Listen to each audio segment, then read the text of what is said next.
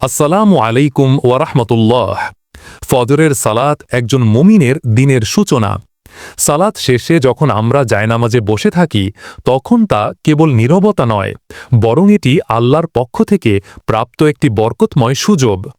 রাসূলুল্লাহ সাল্লাল্লাহু আলাইহি ওয়াসাল্লাম আমাদের শিখিয়েছেন এই সময়টাতে আমরা যেন কিছু নির্দিষ্ট দোয়া ও আমলের মাধ্যমে আমাদের দিনকে সুরক্ষা ও বরকতে ভরে তুলি।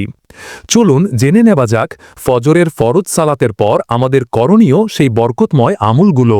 সালাম ফেরানোর সাথে সাথেই তাড়াহুড়ো করে না উঠে বরং আমরা 3টি গুরুত্বপূর্ণ কাজ করব। 1. ইস্তেগফার।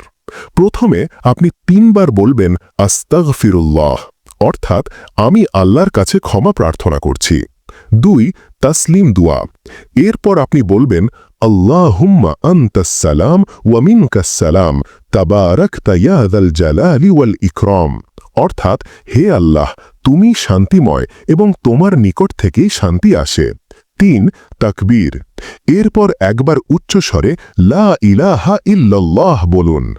এবার আমরা দৈনিক সুরক্ষার জন্য কোরআনের শ্রেষ্ঠ আয়াত ও ছোট সূরাগুলো পাঠ করব।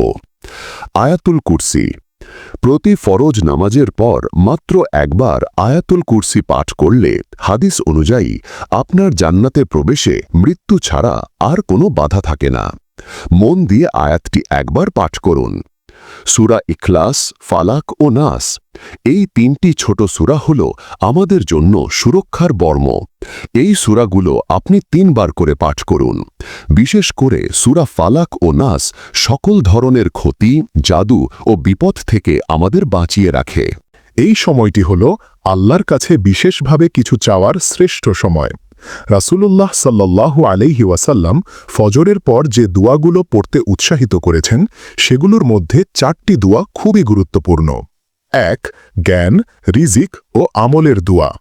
আপনি 3 বার বলুন আল্লাহুম্মা ইন্নী আসআলুকা ইলমান নাফিআ ওয়া রিজকান তাইয়্যিবা ওয়া আমালান মুতাকাব্বালা, অর্থাৎ হে আল্লাহ, আমি তোমার নিকট উপকারী জ্ঞান, পবিত্র রিজিক এবং কবুলযোগ্য আমল প্রার্থনা করি। 2. সুস্থতার দোয়া।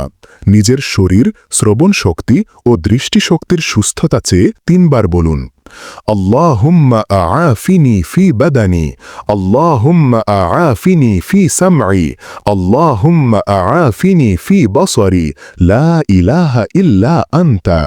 3. বিপদ আপদ থেকে সুরক্ষার দোয়া।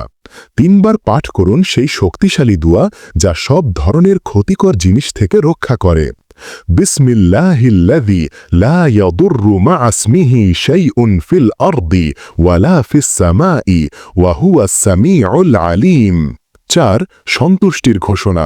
প্রতিদিন 3 বার বলুন রদিতু বিল্লাহি রাব্বাও ওয়া বিল ইসলামি দীনাও ওয়া বিমুহাম্মাদিন নাবিয়্যা, অর্থাৎ আমি আল্লাহকে রব হিসেবে, ইসলামকে দ্বীন হিসেবে এবং মুহাম্মদ সাল্লাল্লাহু আলাইহি ওয়াসাল্লামকে নবী হিসেবে পেয়ে সন্তুষ্ট।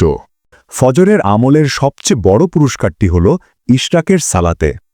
এই সকল আমল শেষ করে আপনি যদি জায়নামাজে বসে আল্লাহর জিকির, তেলাওয়াত বা ইসলামিক জ্ঞানচর্চায় মশগুল থাকেন এবং সূর্যোদয়ের প্রায় 15 মিনিট পর 2 রাকাত ইশরাকের সালাত আদায় করেন, তবে রাসূলুল্লাহ সাল্লাল্লাহু আলাইহি ওয়াসাল্লাম বলেছেন আপনি একটি পূর্ণ হজ ও উমরার সওয়াব লাভ করলেন।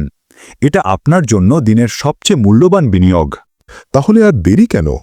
আজ থেকেই আপনার ফজরের রুটিনে এই বরকতময় আমলগুলো যুক্ত করুন। নিশ্চিত থাকুন এই আমলগুলো আপনার শরীর, মন ও আত্মাকে সারাদিনের জন্য প্রস্তুত করে তুলবে।